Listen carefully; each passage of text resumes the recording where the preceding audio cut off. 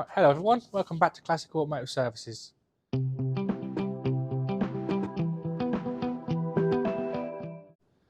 As we said from last week, got the body shell out of where it was over there. We've now got all the running gear stored over there on trestles, wrapped up and sealed up. The engine's all covered up as well. Obviously waiting to be refitted into this shell once it's been all sorted out and prepped and painted. We have got the roll jig for it now, as I said again last week. That arrived in the week. I think it was Tuesday that arrived. I've still got to assemble it, but at the moment I've got the shell on the lift just so I can start doing some of the more the bodywork I can do on here, which is easy to do on here. So we've got the car on the lift, and we'll lift it up in a minute and show you around underneath it, as it is exceptionally good. But the main bits we are changing are these lower rear quarter panels. They are actually quite a good panel. They fit fairly well. They're not 100% as what would be. They're a handmade panel, but the main thing that doesn't fit on them is this top flange is folded 90 degrees. It shouldn't be 90 degrees, it should be over 90. So you've got to tease the flange down because this panel sits on the car at an angle.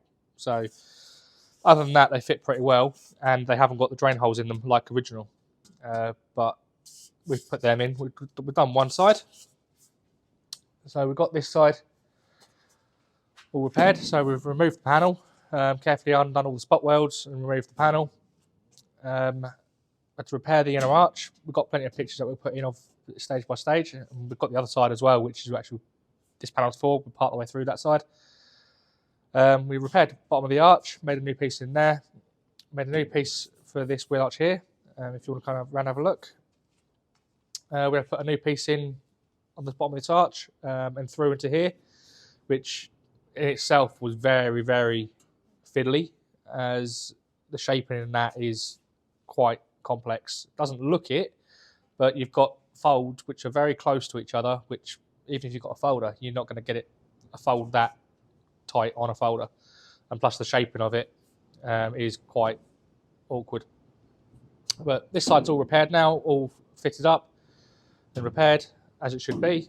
If you look underneath, we've got the drain holes. The back one is slightly larger as original, and the front one, I've actually moved it forward about a hole, as for some reason they put it here, which isn't at the lowest point. Don't know why, but I've moved it forwards to the lowest point, which makes more sense to me. So if you do get any condensation, moisture, anything build up inside, when it comes out, it can actually run out at the lowest point, not sit in there and rot this bottom arch out, which is what it had done before. So if we go around the other side, as you can see, we've got this side actually off. So got the panel off, had to remake the bottom of the arch. Again, that's not exactly the easiest of shapes to make, as this part here, that's curved, both that way and that way. This part here actually gets slightly wider as it goes down. It also twists and curves, and obviously you've got the flange as well. But we've repaired all that, put that in. Then there was a hole in here, there was a rotten hole just here. So we've repaired that and let some metal in there as it should be, cleaned it all off so it's one panel again. We've adjusted up all the flanges. There was a few pinholes along here which I had to weld up. Lucky enough, I was able to weld them up and not actually have to repair, actually cut a piece out and put it in. So we've welded them up, cleaned them off, and this is now ready to fit the new lower rear quarter once I've finished tweaking that flange. As you can see, if I offer it on, it tucks under. I've got a lot of trimming that to do yet, but it is at an angle and it shouldn't be. It should be going in more flat, so that has got to be bent more. But they're not a bad little panel, and they're not badly priced either. So I'll just pop that in the boot of the car out of the way. What else have we got on the shelf? It's mostly odd little repairs. We've got a piece on the arch to repair, a bit on the sill. We're not going to put a new sill on it because these ones are actually really, really good. Just got the odd repairs here and there, which are really small, mainly where the trim's been sat, as it has a trim along here. It's caused a little bit of corrosion here and there, so we can do just a couple of small local repairs on the sill. The front nose needs some attention, but we'll go on to that when we actually get round to doing the nose. But if I lift it up, we'll have a look underneath. There's obviously just some straightening up on flanges and things like that that need doing.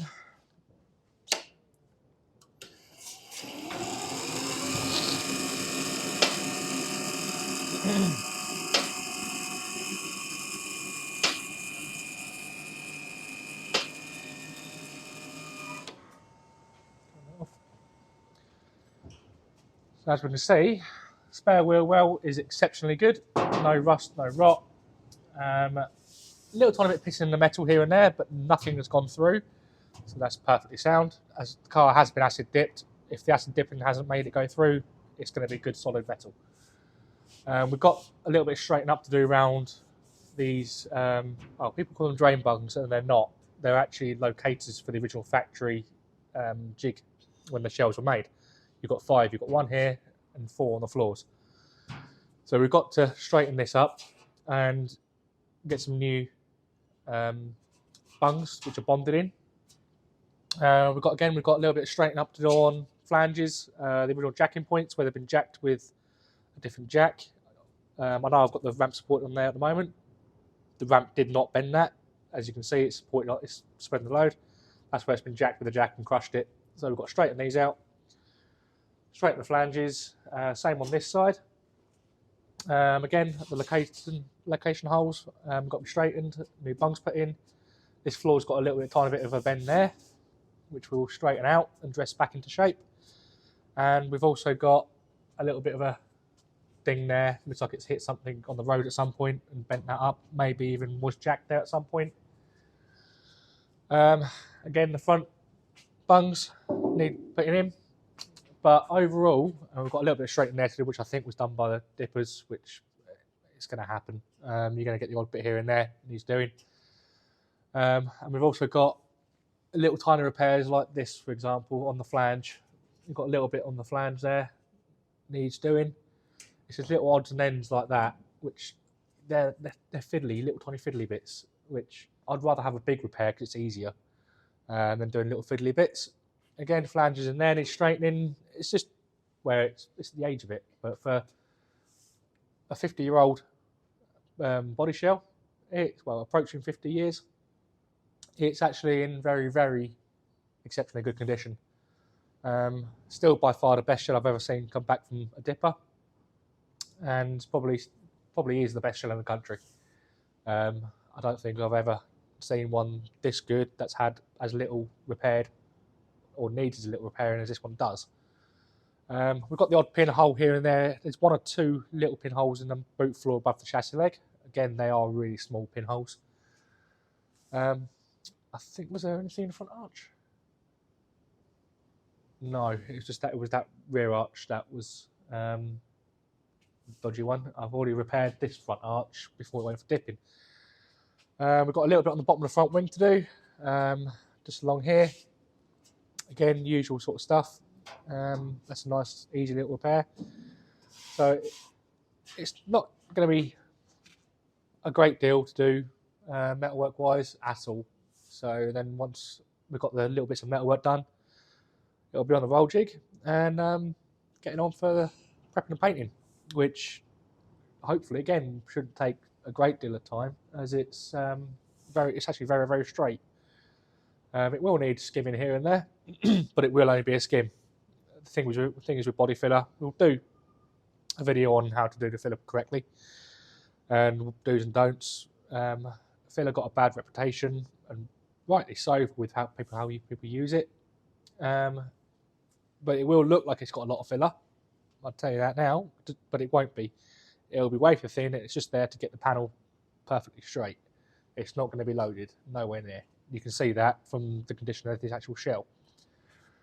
Like I said, the front panel we'll go on to when we actually get around to that.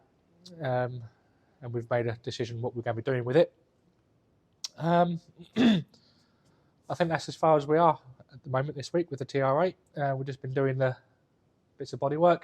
We have got an engine over there, which we will may do a video on next week. I'll have to talk to the owner, see if he's happy to do a video on it, because that's going to be a very nice little engine. Well, it's built. We've done that at the beginning part of the week.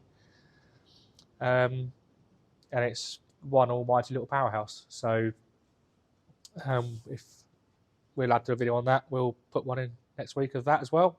And the engine parts for the Cortina, which is behind me, should hopefully be coming back towards the end of next week. Like I said before, the machine shop are very, very busy.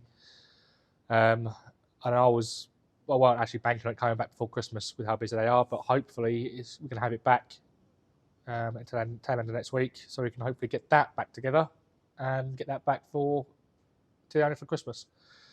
We've already shown you the Weber carbs for it.